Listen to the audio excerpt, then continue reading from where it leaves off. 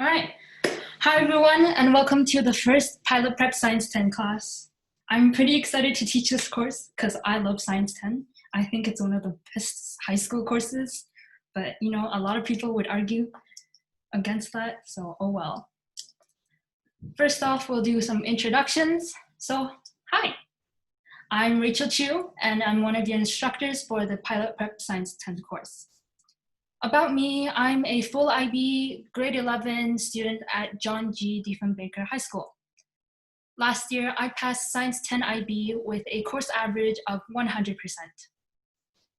And then we have your other instructor, Tony Wang. Tony, do you want to introduce yourself? He's a bit busy right now. All right. But yeah, he's also an IB student at John G. Diefenbaker High School and in my classes. Yeah. Moving on the slide, you can see our contact emails you can use to ask us any questions you have. And we can also help you with schoolwork if you want. And it doesn't have to do with science. So let's get to know each other a bit. You can either unmute or type in the chat and let us know what high school you're going to and what grade you're in. Oh, it's kind of noisy.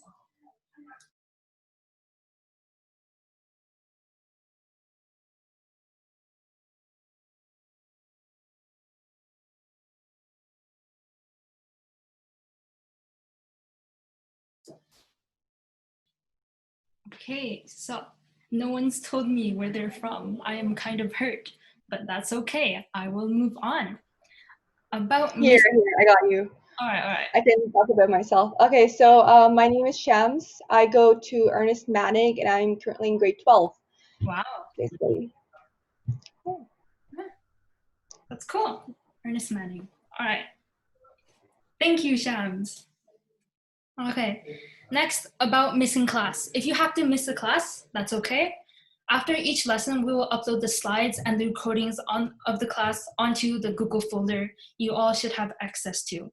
It's titled Pilot Prep Science 10. If you can't find it, email us and we'll quickly add you to it. Yeah. Class expectations. For this class, I suggest taking notes to use it effectively. So have a pen and paper. And for the slides, if I'm going too fast, let me know. I can go to a previous slide and give you more time if you need it to take down your notes. Also, while I'm teaching, it's okay to interrupt, just unmute and say if you don't understand anything. So first unit, lesson 1, chemistry. Starting off with WHMIS. Most of you guys are probably learning this in school right now. So the Workplace Hazardous Materials Info System. The stuff on this page, I'm not too worried about. It's kind of like supplementary reading you can look at after I upload the slides. Just some extra information you might want to know, but you won't actually be tested on in the school course. The WHMIS labels you will need to remember. In high school, you'll be tested on the WHMIS labels at the start of each science course, and you have to have at least 80 to 100% to pass. On the top left, we have the flammable symbol represented by the fire, which is self-explanatory. Any chemical labeled with this symbol means it's flammable. Next, second to top left, oxidizer, represented by the circle with the fire on it. These chemicals you can explain it as chemicals that become flammable over time. Next, the wine bottle represents compressed gas, something that's also self-explanatory. Compressed gases are also usually explosive. Second to the bottom left, corrosive, represented by this symbol. If this chemical touches any material or your skin, it can dissolve the object. The exploding bomb represents an explosive. It's pretty self-explanatory. And then on the top right, we have the skull and crossbones. I think this symbol you might have seen on TV used to label poisons or such, but the name of this symbol is acutely toxic, or skull and crossbones. If this chemical is ingested even in small amounts, it can become toxic and can kill you. Second to the top right, we have a carcinogen represented by a person with this stars-looking symbol. This is an object you cannot breathe in. Usually their fumes can be toxic and can cause respiratory health disorders and maybe other severe health deficiencies like cancer. Center right, we have an irritant represented by the exclamation mark. These are mildly hazardous chemicals. Usually they can cause maybe rashes or eye irritation, etc. Second to the bottom right, biohazard, represented by a circle, which is different from all the other WHMIS labels. Biohazards are objects that are harmful to all living organisms, or any living organism, sorry. The things you would label with biohazard would include things like viruses, such as the coronavirus. And finally, on the bottom right, we have harmful to aquatic environments, represented by the bad drawing of a fish and that tree. Any chemical labeled with this can seep into our water systems and then kill aquatic animals such as fishes or turtles. Lab safety. I think most of this would be common sense, so you guys can read over this after the class if you want. The scientific method is also something you will be reviewing in science classes. It's not something that's too important and I'm not too worried about it, but look over it after class if you'd like. All right. In high school for science classes, you will do a lot of labs, way more than you do in junior high.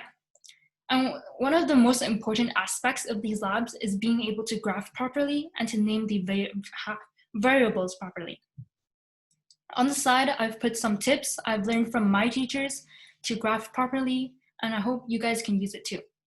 First up, we have the acronym DRY mix, where the letters and the word dry are represented by dependent, responding, and y-axis. So the dependent variable, also known as the responding variable, goes on the y-axis. And then for mix, it stands for manipulated independent x-axis, where the manipulated variable, also known as the independent variable, goes on the x-axis. So other terms you might want to know for graphing are interpolate and extrapolate. Interpolating means interpreted values from within the given data. For example, I have here 2, blank, 6, 8, 10. Based on this given information, you can interpolate that the missing number is 4, right? But then for extrapolate, which means you have values that you got from beyond your given data. For example, here I have 2, 4, 6, 8, and then I ask you what's the 6th value, which would be, I think, 12. This is something that's outside or beyond with your given data. Now, another thing for graphing you might want to know is the VOLTS acronym. It's kind of like a mental checklist to have when you're drawing your graph. On your graph, let me see if I can annotate to give you a better idea of what I'm trying to show you. There we go. Let's draw. On your graph, I think you guys can see this, what I'm drawing. All right, this is a really bad graph. All right, this is my y-axis, and this is my x-axis. On your graph, you need variables. So your variables, your manipulated variables and your responding variables. You will also need arrows on your graph. So you want to draw arrows at the end of your axis. And if you have continuous data on your graph, you will also want to draw arrow on that. The next letter in the VOLT acronym, the U, stands for units. So when you're labeling your axis, you want to label the units that your axis are in. So maybe my x-axis is labeled in centimeters. My y-axis is labeled with speed. That is horrible writing. The next letter represents labels or legend. So the labels are just labeling your y-axis. Oh my gosh, labeling your y-axis and labeling your x-axis. I know my drawing is really bad. I'm sorry, guys.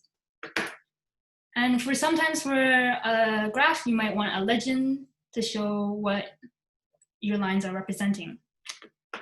Next one on the checklist, title always title your graphs. They are usually titled, your graphs are titled with the words figure,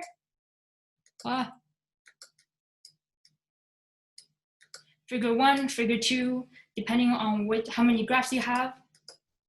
And in the title of your graph, you need to remember to include the manipulated variable and the responding variable. I will give an example of that on a later slide. Yeah.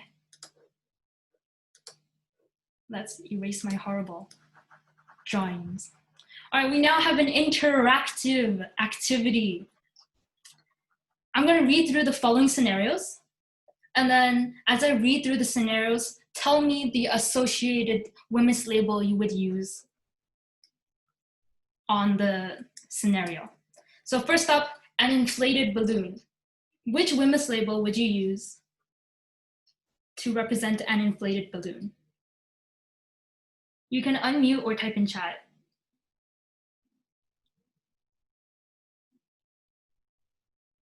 Angela, I'm gonna call you out. What symbol would you use to label the inflated balloon? Oh yeah, oh no. Okay, it's okay, I believe in you, you got this. Since you're the only person here, you're going to be answering most of the questions. So just be prepared for that. Yeah, it is compressed gas. I'm actually so glad. I'm so happy. I'm gonna tell you something, all right? You did better than your other instructor here, Tony, who gave the wrong Hey, answer. I thought it was an explosive. Why are you doing me like this? Okay, well, explosive's also correct, but compressed gas is usually the most crucial answer. So yeah, I don't want to force you to answer the rest of my interactive questions, so I'll answer them myself. Formaldehyde can easily kill a person upon being ingested. So this is an object that you would label with the acutely toxic symbol. Next up, AHD is a chemical commonly used in herbicides.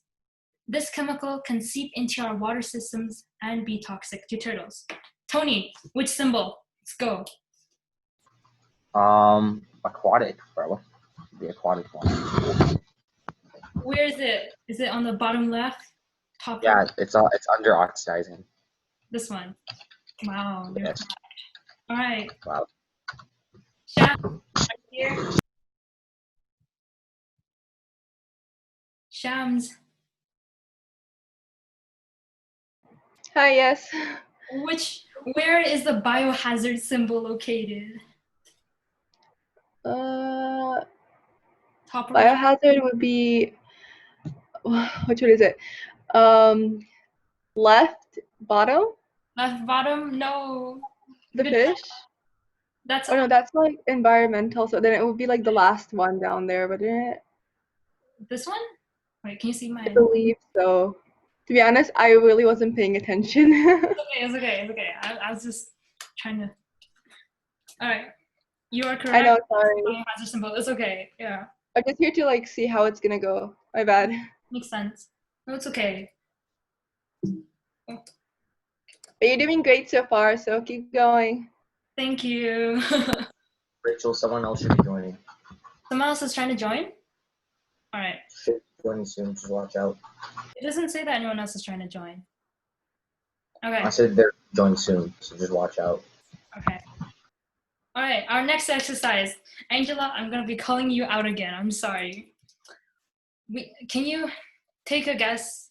Try to give us an appropriate title for this graph. So in the previous slide, I mentioned that a title for a graph should include the effect of the manipulated variable on the controlled variable.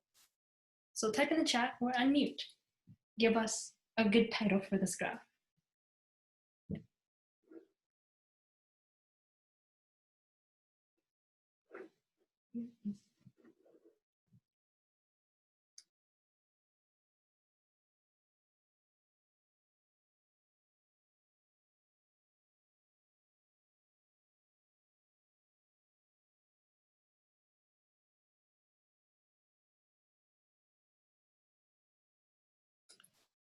You can ask us for Okay, I'm gonna just unmute. Oh, hey, yay, I get to hear you. Hello. Hi. Okay, so I guess the title could be this. Oh no, I don't know. How to It's okay, it's write it. okay. I'm not gonna deduct marks from you. I'm not gonna judge you. Maybe. So the speed of the average speed of the speed of toy cars on the slope. You're close. I see that you try to include both variables. Let me think. Try to rearrange it. So what affects the speed of the toy car in this case? The height of the slope. Yeah, or you can call it the slope incline.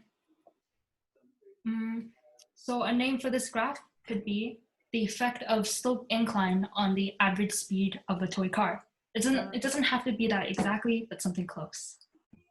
Is that okay? Yeah. Yeah. You should introduce yourself. Why didn't you introduce yourself earlier? I wanted to get to know you. You can do your self-introduction now. My name is Angela. I'm from China, and I'm going to Western Canada High School. Oh, so stereotypical. Yes. Okay.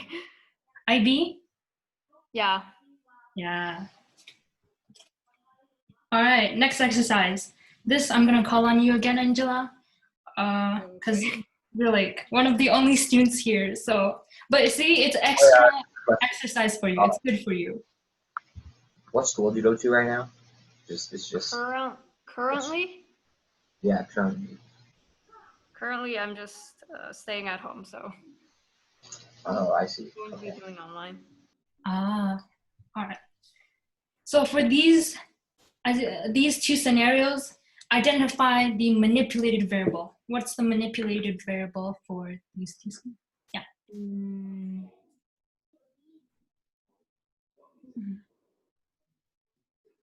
Wait, do you know what a manipulated variable? Yeah. Because I didn't explain it earlier. That's kind of. Yeah, I know. All right. So like maybe like the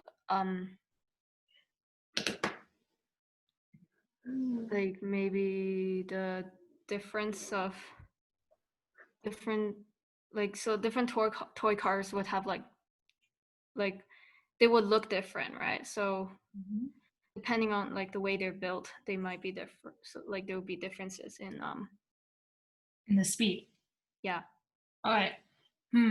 That might work for a different lab, but that's not the manipulated variable within this lab.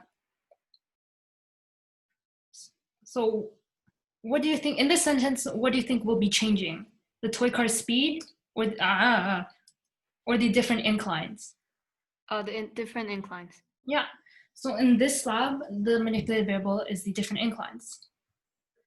For the next question, actually, this one's kind of a whack example. Well, let's not do it. Going back to this one, are you able to name one controlled variable? One controlled variable would be. If you were doing this toy car. The toy car, yeah, you'd use the same toy car for the experiment. And then, do you know responding variable? The speed. Yeah. All right. Yeah. Next topic: history of the atomic model. Some things you might want to know. These are some terms you would want to copy down. So first up, a physical change, which is the change in substance, but the chemical makeup of the substance remains the same. So for example, a change in size, color, state, etc. I think you guys learned a bit of this in grade 9, right? Anyway, yeah, you guys will. Okay. An example of a physical change is when water turns into ice. So its state changes, but its chemical, which is the water molecules, remain the same. Next is a chemical change, which is when a substance reacts to form a new substance. Examples include precipitate, color change, gas formation, odors, or a change in the heat of the substance. So maybe it might feel hot or cold. What precipitate means is the formation of solids. Two other terms you want to know, chemical property and physical property. A chemical property is the ability to form a chemical change. For example, combustibility. So the ability for something to just catch on fire. Physical property, the ability to experience a physical change, such as the melting point. So the ability for ice to turn into water. One way to remember the difference between a property and a change is that you can think of the property as kind of like an adjective. So the melting point of ice is 0 degrees, yeah, to turn into water. And then the change itself is like a verb. So actually I do have examples of changes on a later slide. You'll see. I'll give you examples later. All right, to our contributors of the atomic model. First up, we have Greek philosopher Democritus. Here on the right, we have a beautiful photo of him.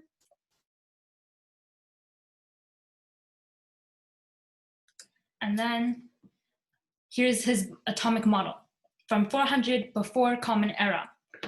He was the one who first believed that all matter were made of tiny particles, which he named atoms. And atomus, the word means indivisible.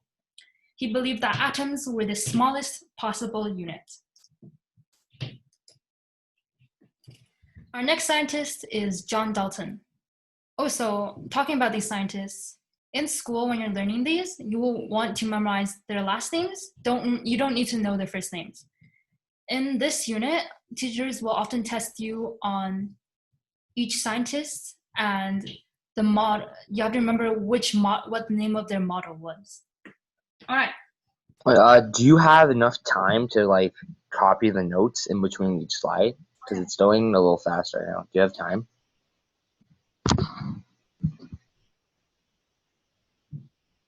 Oh, no. Okay. Okay. So, I guess Rachel, you should go back then. I think going back now is a bit weird. I'll try to slow down for the following slides. My bad. Well, we always record the video after, but we want to make classes as convenient as possible, so you don't have to go back to the videos. So yeah, slow down a bit, Rachel. That's good. Okay. Yeah. But wow, that's the correct way to take notes. More applause. All right. Dalton, my guy. He believed all atoms were tiny spheres of different sizes and properties, which is closer to the correct model than Democritus was.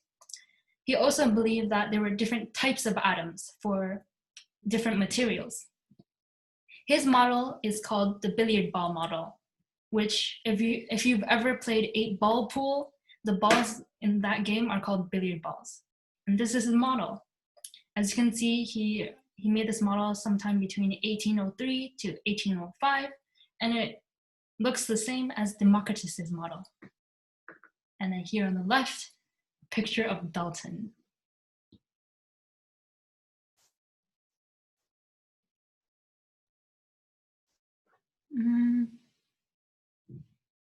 Yeah. Right. J.J. Thomson. So he discovered the electron, which is a part of a subatomic particle with a negative charge. He believed the atom itself, the ball, had a positive charge, and the electrons, which had a negative charge, were stuck onto the surface of the atom. His model is referred to as the plum pudding model. I think you guys probably don't know what plum pudding is. It used to be a really popular dessert back in his time, but no one's had that now. And it honestly tastes kind of bad, I'm just saying. Anyway, a more modern way to call it would be a chocolate chip cookie model, which might help you remember it better. So the ball itself is the cookie, and the electrons stuck onto it are like chocolate chips. Yeah, sorry, if you can hear stuff in the background.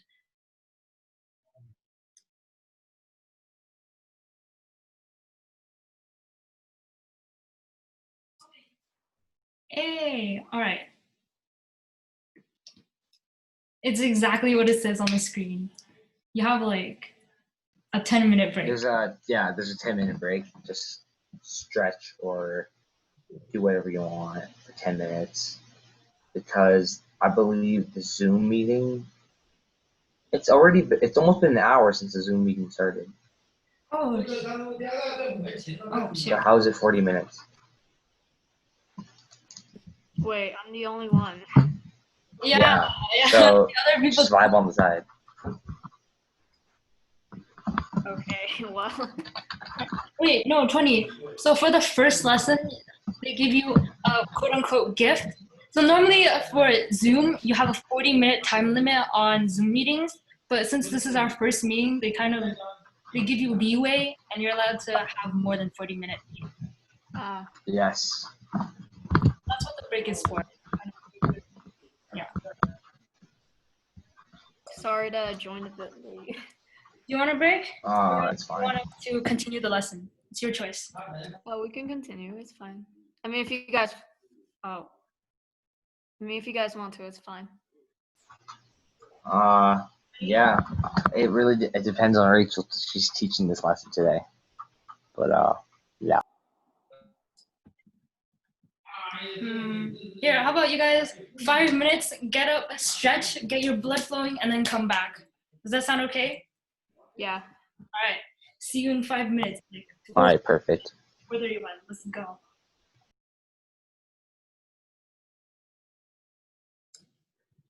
Hey, recording is resumed. Okay.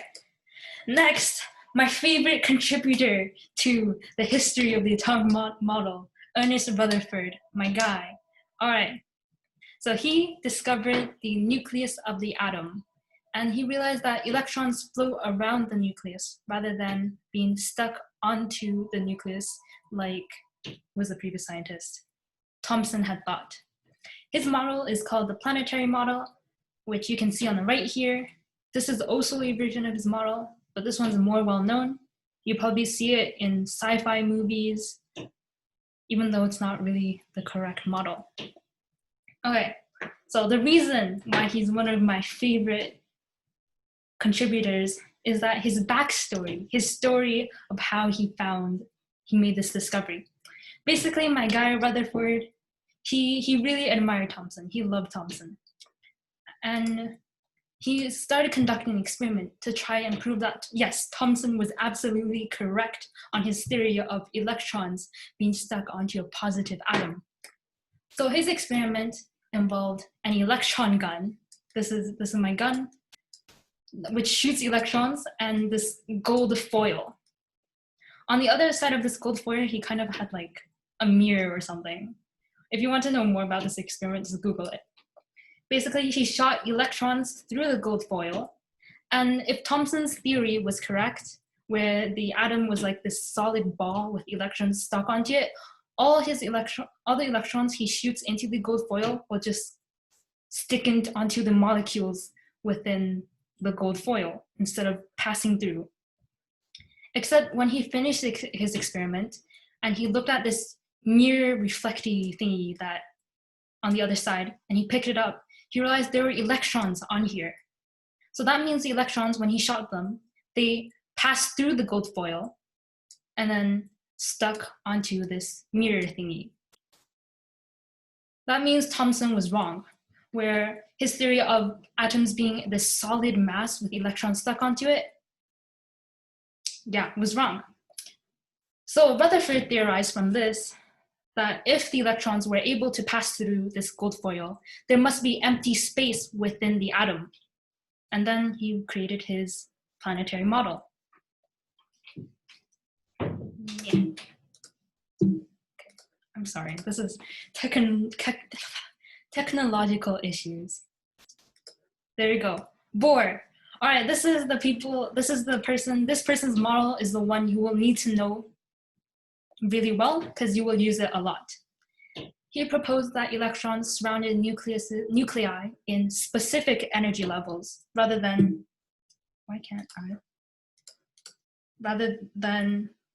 random unorganized floating. His diagram is called the Bohr diagram, which you can see here on the right. In Science 10, you will be using the Bohr diagram, even though technically the Bohr diagram is not the most accurate of the models. Photo of Niels Bohr. He's pretty young.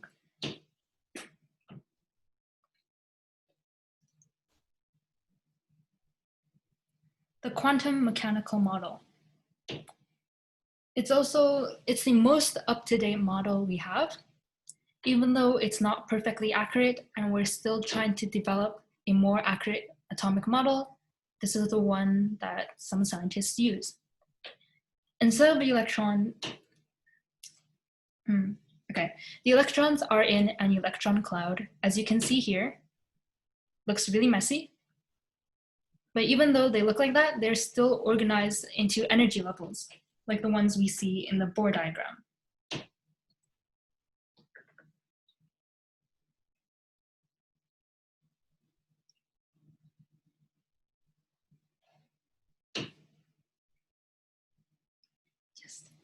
Just giving some time to take notes.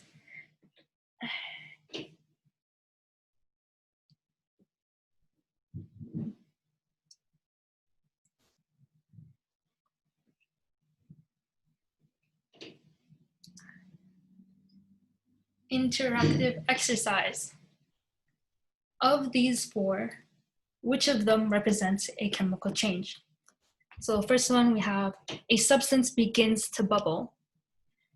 Second scenario, a student melts a substance. Third one, after two chemicals are mixed together, a repulsive odor comes out. And then lastly, chemical changes. Wait, what is that? All right, ignore the last one. That is a typo. Hi. Let us scribble that out. Ignore this one. There is a typo. I will fix that after class. So, which of these three is a chemical change? You can answer all three, or maybe just two of them are, or just one. Yeah, Angela. Chemical change would be. Wait, I kind of understand what number 4 is actually talking about. You kind of understand, or you can't? No, for 4, yeah, I kind of understand what it's talking about. What I was trying to say while I was making the slide, but apparently my English went bad. Just something changes color after you add food dye. That's what I was trying to say. Yeah, that would be just a chemical property, right? Oh, the food dye? All right. This one's actually interesting because it's a physical change. Usually a color change is a chemical change, but because we're adding food dye and there's no chemical reactions actually happening, it's just you add color. I don't even know how to explain, honestly. Okay. But no chemical reaction is happening, right? When you add food dye into anything. Right. But these other three, which of these are chemical changes?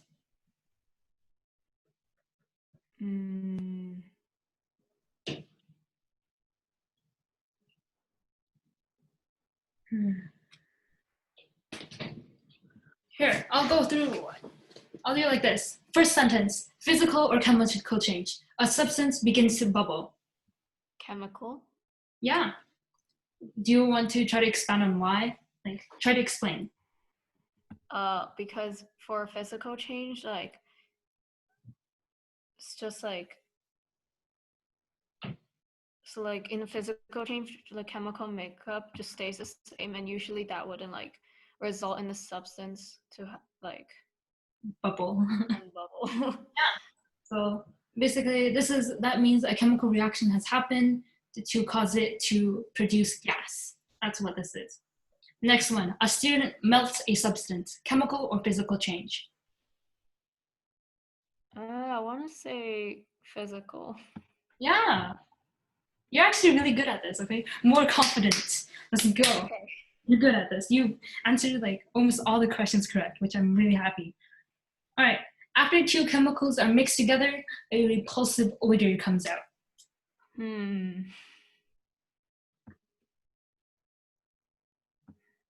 Chemical? Ah. All right. Oh, okay. This one. This is a matching thing. That's very nice. Yes. All right, Rutherford. Which of these is his model? The planetary model? Yeah, okay. Oh, that's a nice line. I know, right? It's so straight. Bohr. Which one? It's pretty Bohr obvious. diagram. Wow. No way. All right, Dalton. Dalton would be the billiard ball model. Yeah. Do you remember what a billiard ball is? Or like kind of what it is? A bit, yeah. I didn't really see that picture well. Oh, okay, it's just a ball. It's like, that's all it is. A ball. All right. Democritus, what did he come up with? Greek boy. Special looking boy. Like, I know it's like, Be nice. wait. Oh, I actually kind of forgot about this one.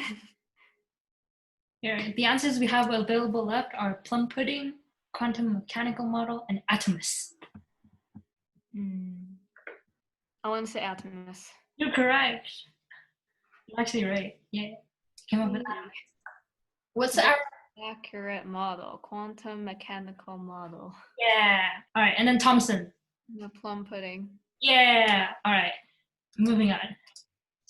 Let's get rid of my scribbles. Next topic. Periodic table. Our first contributor to the periodic table is Dmitry Mendeleev.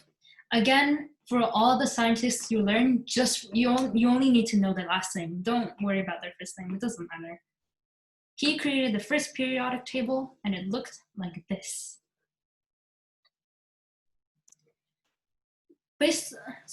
So his periodic table, he organized it in a way that we still use today, which I will explain later. But because of the way he organized his first periodic table, he was able to predict some elements that they didn't know at the time. So these blanks are some elements that they didn't know of at the time, but he thought, wait, let me see if I can explain this better. With the technology of his time, he could only see these listed elements. But Mendeleev believed that there were more elements to know, and he predicted that. There we go.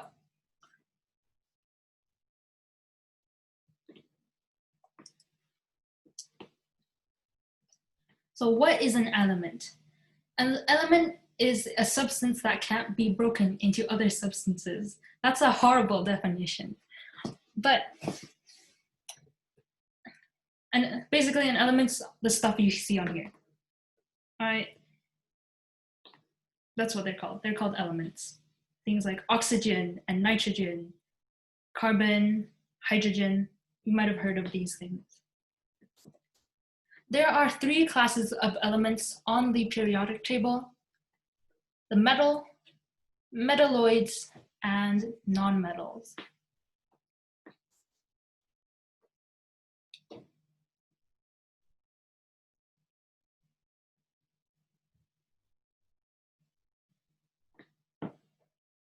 Yeah. All right, about metals. Metals take up the majority of the elements, or the majority of the periodic table. Most of what you see on the periodic table are metals. Some characteristics of metals are that they're good conductors of heat and electricity. So for example, the wires in your house, they're made of metals because metals are good conductors of electricity. Metals are malleable, which means you can bend them. They're bendable, flexible. They're also ductile, which means you can stretch them thinly without breaking, which is important because when you're making wires, as you can tell, wires are really thin. if metals weren't ductile, they wouldn't be able to be, if they were made into wires, they'd break easily because of how thin they are.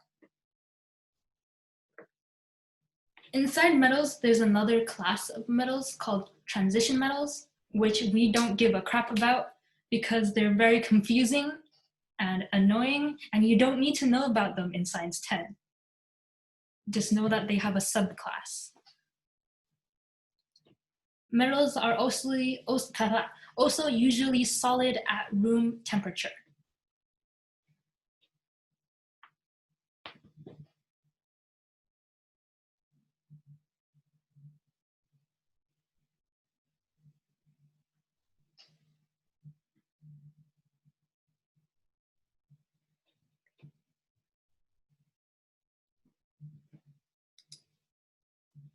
Non-metals. The best way, the quick way to summarize the characteristics of non-metals is just saying they're the opposite of metals. So they're poor conductors of heat and electricity. They're brittle, fragile, they break easily, which kind of, okay. They're mostly gas at room temperature, which is why I thought, all right, non-metals are described as brittle, which also doesn't make sense to me because they're mostly gas at room temperature. So I don't understand how you can call them brittle if they're gas, but that's all good.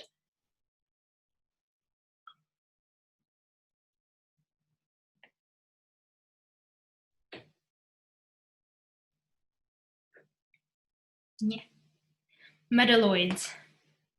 So this I will explain on the next slide, but the characteristics of metalloids, they're just a mix of the metal and non-metal traits. So they're kind of conductible, but not really. They're kind of malleable,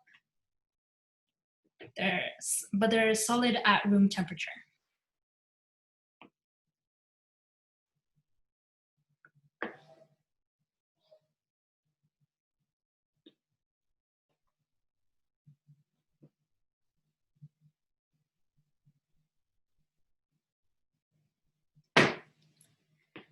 Famous periodic table of the elements.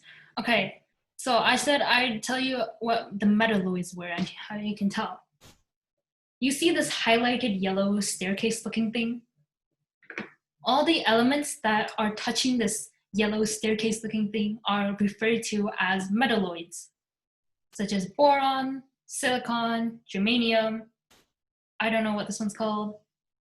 I forget the names of the rest of these. The only exception is aluminium, which is a metal. All right, so the metals. Everything to the left of this yellow staircase that's not touching it is a metal, except hydrogen. Hydrogen's special. It's a non-metal, but sometimes it can be a metal, kind of. It's just special. Everything on the right of the staircase, these are the non-metals.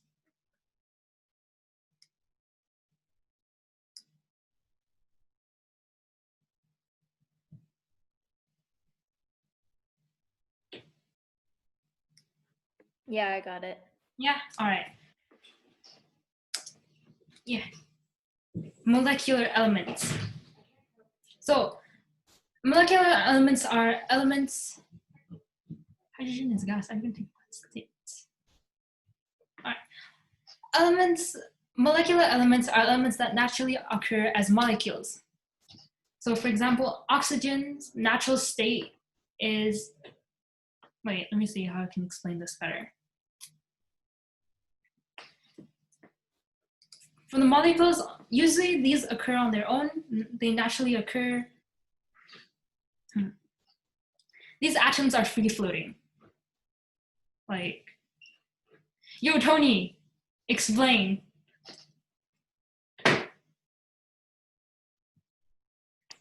Okay, so some elements, right, they naturally form by themselves. So, for example, lithium. If you find a lithium in nature, it's just going to be one.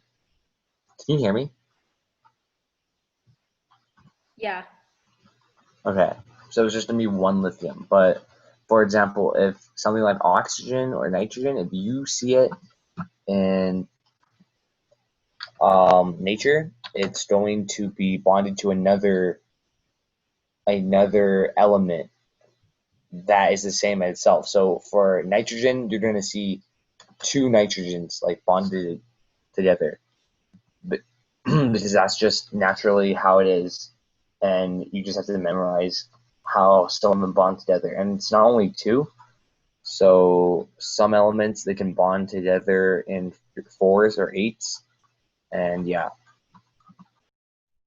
All right, so I'm trying to make a visual here. So for most elements, they occur in nature on their own. So their atoms kind of just free float on their own. They don't have bonds between them. But certain elements, when they occur in nature, they will have bonds between them where they're connected. Does that make better sense? I'm so sorry. Yeah, I got it. I know. Let me erase.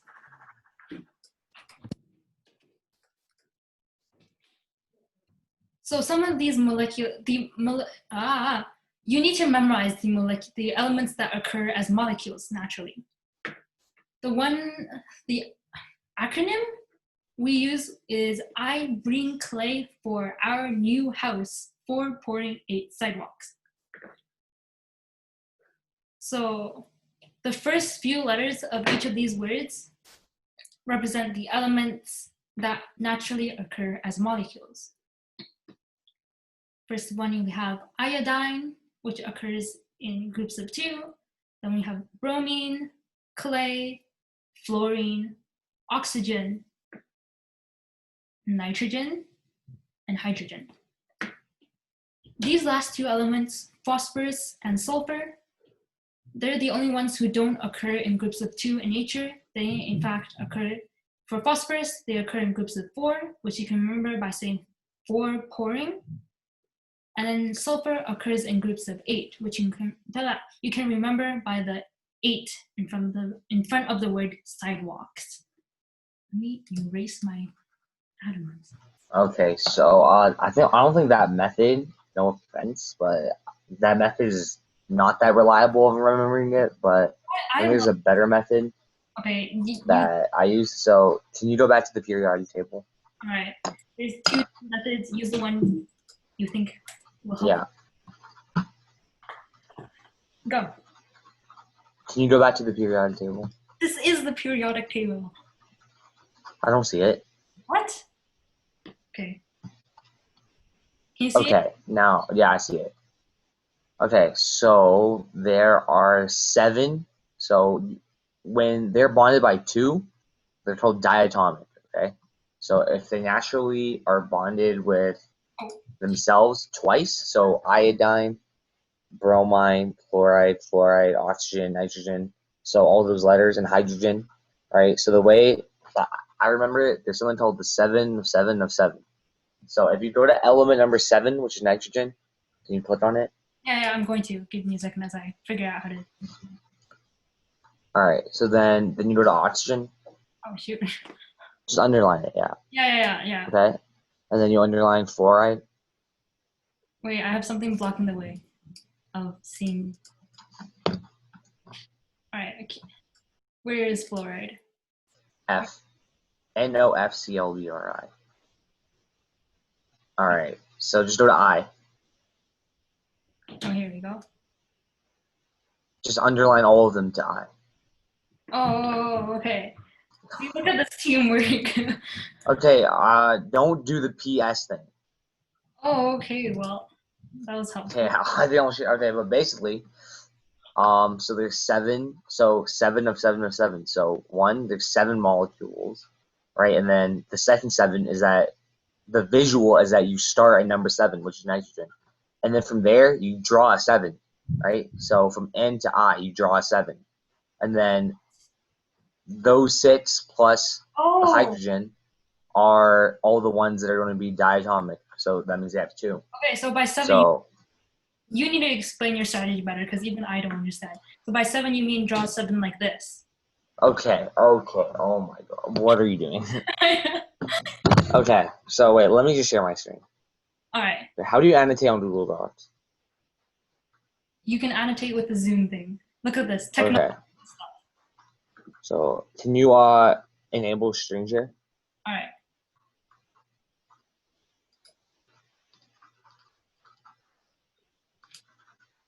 Look at this technological stuff.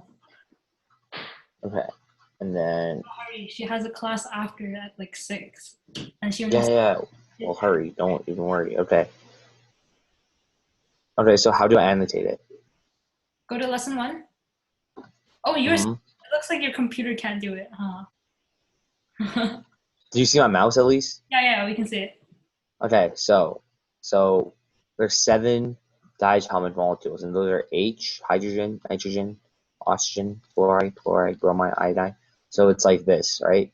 So it's all the 7 of 7 of 7 because 1, you start at, oh shoot. Okay, so first the way you mark all of them is you go to number 7. So number 7 is nitrogen, right?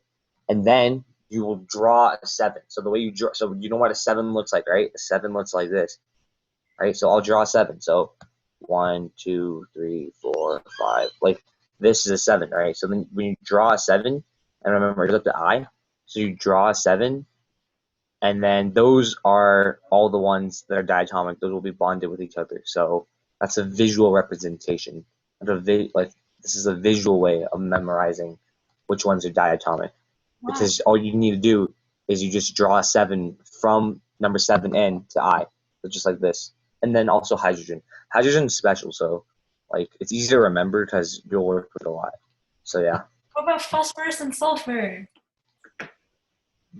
You can just memorize those by yourself. You don't need strategies for all of them combined. Okay. Like P4, S8, easy. And I'm screen sharing. So there you go, 2 methods. But molecular elements are really important. You will have tests and quizzes on them, and they're a common cause for lost marks on tests and quizzes. All right, how the periodic table is organized. The elements are organized by their chemical properties. So the period is what you call the horizontal rows, as you can see here. So period 1 contains hydrogen and helium. Period 2 contains lithium, blah, blah, blah, blah. 3, 4, 5, 6, 7, they're the rows. Groups are what we call the vertical columns. So group 1, group 2, group 3, all the way up to group 18.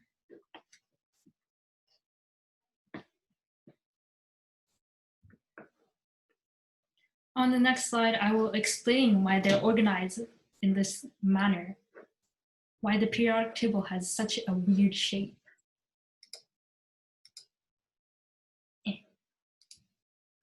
There we go. How are groups organized? There are a total of 18 groups. The first group, and you will need to know the names of the groups. You will need to know the name of group 1, 3 to 12, 17, and 18. This one, kind of know it, I guess. Don't worry too much about this one. Okay, the name of the first group, which is this first row here, are called alkali metals. These elements, they're very reactive and they're soluble in H in water. These kinds of elements, wait, I'll explain this later. There's a point I have in my head, I'll explain later. The second group is the alkaline earth metals, this stuff here. They're also reactive, but they're not as reactive as the alkali metals. Their compounds are also less soluble in water. Soluble just means dissolve. So alkaline metals dissolve in water. This one, they don't dissolve very well in water. Groups 3 to 12, transition metals. We don't like them. They're kind of reactive, but they're also confusing. So these bad boys all the way to here. We don't care about these people. All right? Not yet, at least. Not in Science 10. I did not say anything about groups 13 to 16 because we don't really have names for them. But group 17, they are called halogens. They are a non-metal family, so everything in that column is non-metals, which include aluminum, non-metal. Right. Ignore me. Halogens are really extremely reactive, just like group 1. Now, the point that I had earlier that I wanted to talk about was how, since they're very reactive, often bombs like hydrogen bombs, which you can see, is in group 1. Since they're very reactive, they can be used to make bombs. For example, hydrogen bombs, which is in group 1. There we go. That's what I was trying to say. Finally, group 18, noble gases. These are the only elements that are non-reactive at all. No matter what you do to them, nothing will happen. They won't have any chemical change or reaction. They also won't form any molecules or compounds, which just means that,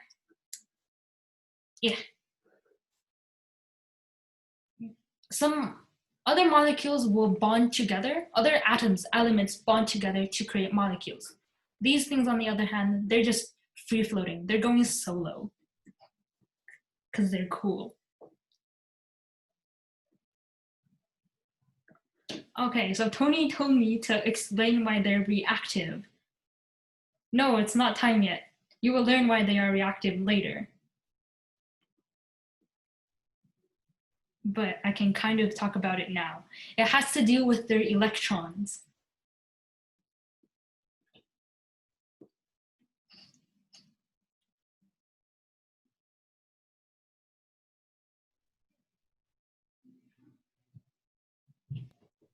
Okay, got it. All right. This is a badly worded question. As you can see, normally they tell you which ones are the metals behind my spam, but I covered it up so you can't know. How do you identify the metalloids? Go. Angela. Yeah.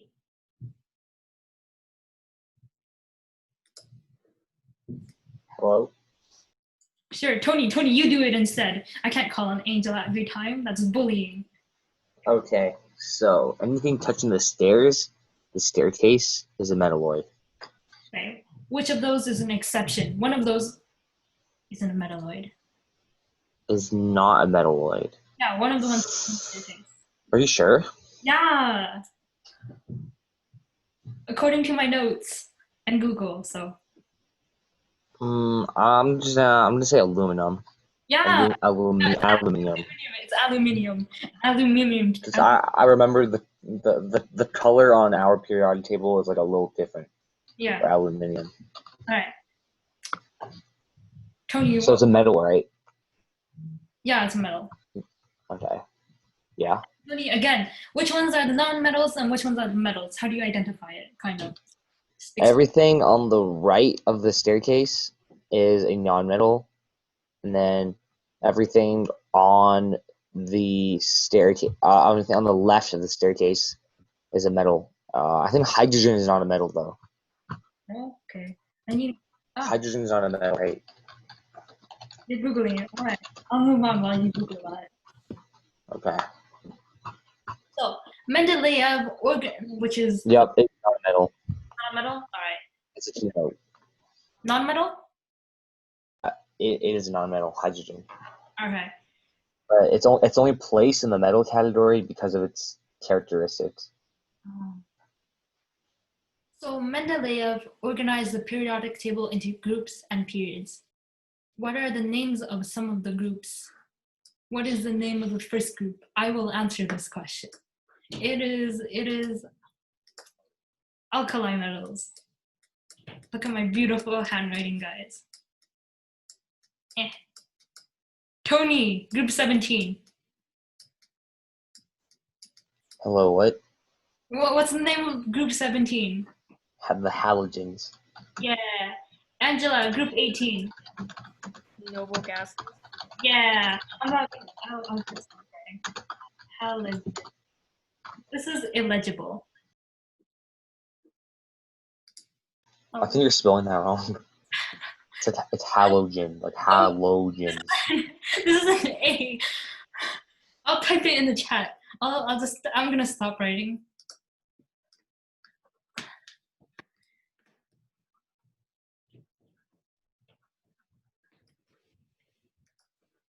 Yeah.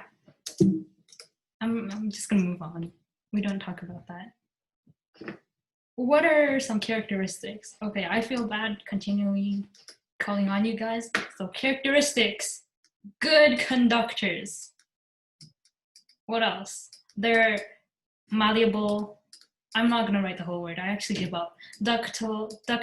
What else was it? Yeah. Oh yeah, solid at room temperature. Okay, characteristics of nonmetals. Tony's, oh wait, no, you're charging your phone. Characteristics of nonmetals, just opposite. Well, I did not charge my phone yet, but I just want to talk about like why like you should know about the metals and stuff.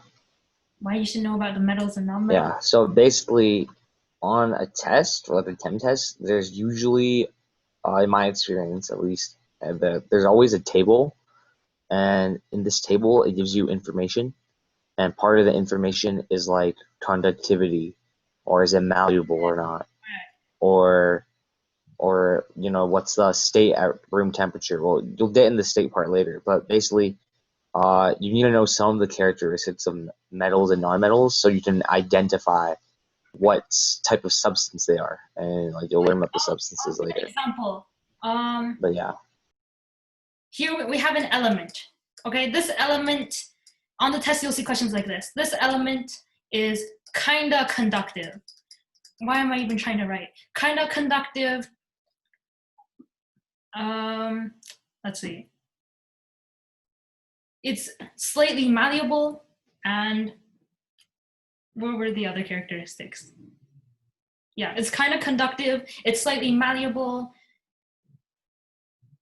it's solid at room temperature. What class of element is it? A metal, non-metal, or metalloid? Angela, go. This is the kind of stuff you see on tests. Wait, sorry, I didn't quite hear that. Can you please repeat it? I'm sorry. All right. So on tests, there are often questions like this, where they'll give you the characteristics of an element, and you have to identify if it's a metal, non-metal, or metalloid. So for example, let's say I'm giving you some characteristics. This element is kind of conductive. It is slightly malleable and ductile, and it is solid at room temperature. What class of element is it?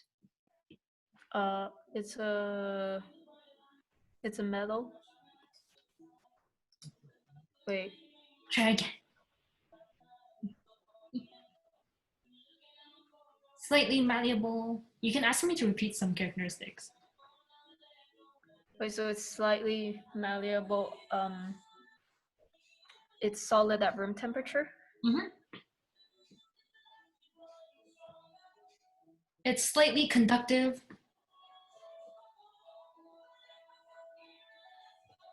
Is it a metalloid? Yeah, it is a metalloid. All right. Yeah. Oh, hey, end of the lesson. Okay, yeah.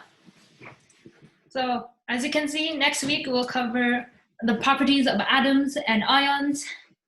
So yeah, if you have any questions, feedback, I know I went too fast. Angela, thank you for being such a good sport when you're the only student here. yes, sir. That is a very good attitude.